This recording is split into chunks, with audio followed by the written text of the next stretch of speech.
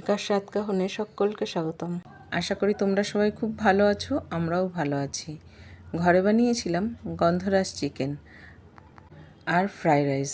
এই ফ্রাইড রাইসের সঙ্গে গন্ধরাজ চিকেন লেগেছিল অপূর্ব খেতে।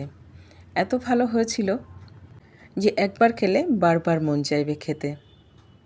তাহলে আসো দেখে নিই কীভাবে করছি এই গন্ধরাজ চিকেন আর ফ্রাইড রাইস। তাহলে সঙ্গে থাকো।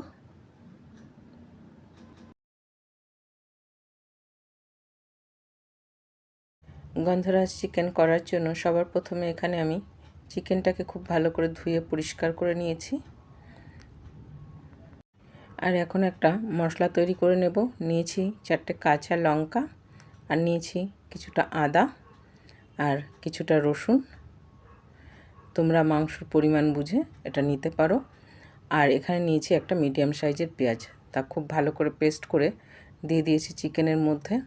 আর এখানে দিয়েছি 1 চামচ গোলমরিচ পাউডার, আর এই গন্ধরাজ লেবুর সবুজ অংশটা দেব। স্বাদ অনুযায়ী নুন দিয়েছি,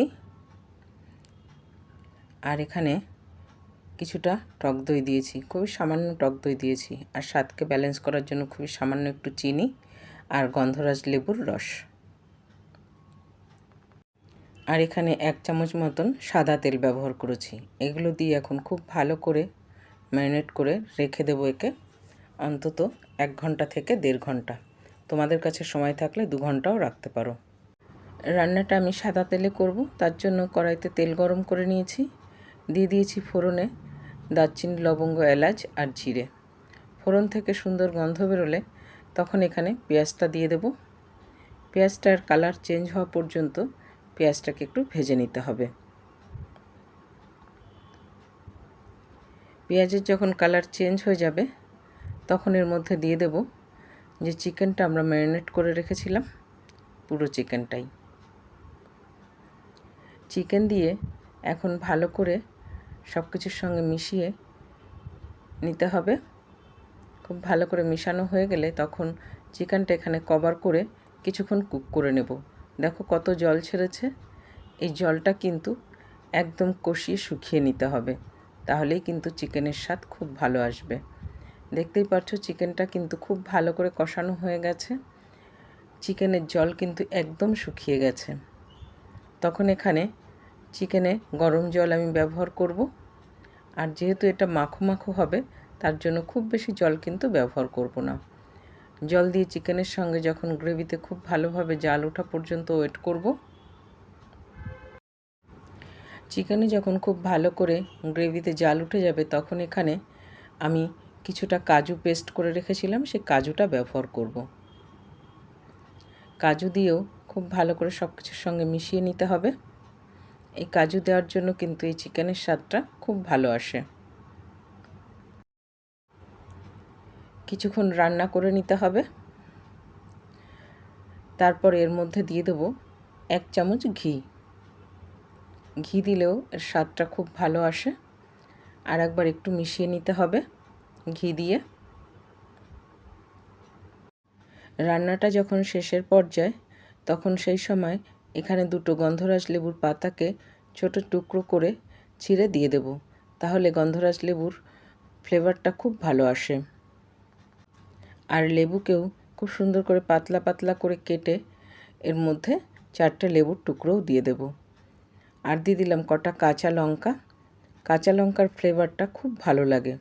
এখন এটাকে গ্যাস বন্ধ করে কভার করে রেখে দেব ততক্ষণ পর্যন্ত যতক্ষণ না পরিবেশন করছি। ঢাকনাটা তুলে নিতেই গন্ধরাজ লেবুর ফ্লেভারে পুরো ঘরটা একদম ম করছিল। এত ভালো লাগছিল গন্ধটা। আর এই গরমে কিন্তু এরকম হালকা পাতলা চিকেন খেতে খুবই ভালো লাগে। একবার অবশ্যই ঘরে ট্রাই করো।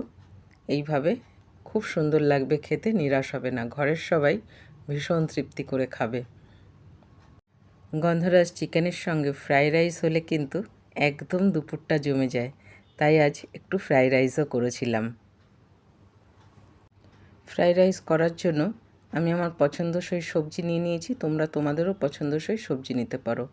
নিয়েছি বিনস, গাজর আর ক্যাপসিকাম আর কাঁচা লঙ্কা। সবগুলোকে এইভাবেই কেটে নিয়েছি যেরকম দেখতে পেলে। আর এখানে প্যানে নিয়ে নিয়েছি ঘি। ঘিটা মেল্ট হতেই এর মধ্যে সবার প্রথমে আমি গাজরটা একটু ভেজে নেব, কারণ গাজর একটু সফট হতে সময় নেয়। গাজরটা সফট হওয়ার জন্য সামান্য নুন ব্যবহার করে নিয়েছি, যাতে গাজরটা তাড়াতাড়ি সফট হয়ে যায়। গাজর সফট হয়ে গেলেই এর মধ্যে বাকি সবজিগুলোকেও আমি দিয়ে দেব। দেখো গাজরটা কিন্তু একদম সফট হয়ে গেছে। এখন বাকি যে সবজি ছিল বিনস আর ক্যাপসিকাম দিয়ে দিয়েছি। বিনস আর ক্যাপসিকাম খুব বেশি ভাজার প্রয়োজন নেই, কারণ এটা সামান্য সফট হলেই কিন্তু ভালো লাগে, ক্রাঞ্চি ভাবটা থাকে হালকা। আর রাইস আমি করে রেখেছিলাম আগের থেকেই, রাইস দিয়ে দিলাম। আর দিয়ে দিলাম এখানে গোলমরিচের পাউডার। আর এখন এগুলোকে সব কিছু মিশিয়ে নিলেই কিন্তু একদম ফ্রাইড রাইস ডান। কারণ ফ্রাইড রাইস বানানো ভীষণ ইজি, এটা খুব সহজেই আমরা বানাতে পারি ঘরে।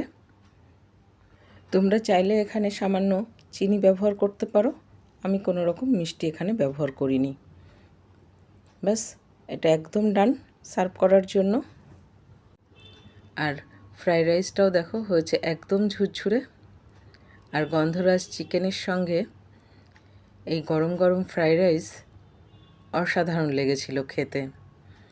জাস্ট রাইসের কালারটা দেখো, আর চিকেনের কালারটাও খুব সুন্দর হয়েছিল খেতে।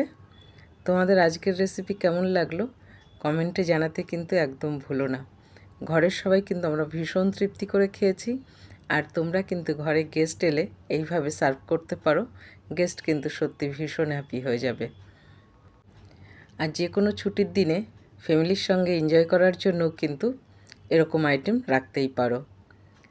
গরম গরম এটা খেতে সত্যি বলছি ভীষণ ভালো হয়েছিল। সবাই আমরা ভীষণ ভালো খেয়েছি। তোমাদের কেমন লাগলো অবশ্যই কমেন্টে জানিও। আর ভালো লেগে থাকলে চ্যানেলটা ফলো করে পাশে থেকো বন্ধুরা।